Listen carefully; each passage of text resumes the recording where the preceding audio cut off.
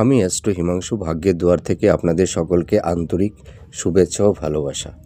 দেখুন, আজ আমি আপনাদের কিছু রেখার সঙ্গে পরিচয় করাবো। এইটা দেখুন আমাদের হৃদয় রেখা।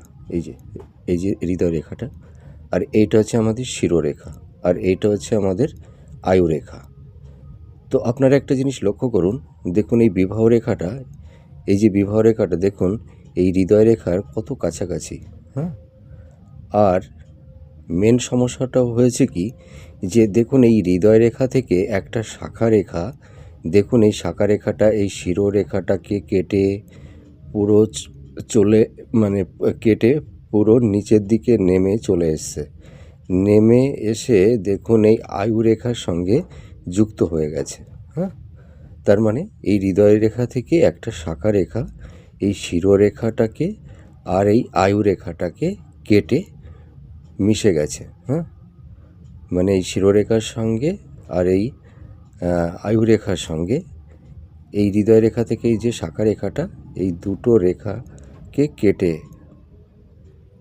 কেটে এই আয়ুরেখার সঙ্গে যুক্ত হয়ে গেছে। তা এই রকম সাইন কোনো জাতক এবং জাতিকার হাতে থাকলে কি হয়, বিশেষ করে জাতক, এই ধরনের হাতে যদি কোনো রেখা থাকে তাহলে এরা খুব চরিত্রহীন, এরা ভীষণ অসৎ, এরা নানা উপায়ে অর্থ উপার্জন করে থাকে এবং পিতামাতাকে অসম্মান করে, পিতামাতাকে দেখে না, এবং পিতামাতা গুরুজন যারা আছে তাদেরকে এরা সম্মান করতে জানে না। এবং এদের কি হয়, এরা হচ্ছে নিচু নিচু কোনো বংশের বা নিচু কোনো জাতের বয়স্ক মহিলাদের সঙ্গে এরা অবৈধভাবে বিবাহ করে। এদের মানে দাম্পত্য জীবন খুব একটা সুখী হয় না, কারণ এরা বিভিন্ন মহিলাদের সঙ্গে সঙ্গে বলতে কি, বিভিন্ন রকমের মহিলাদের প্রতি এরা আসক্তি হয়ে পড়ে।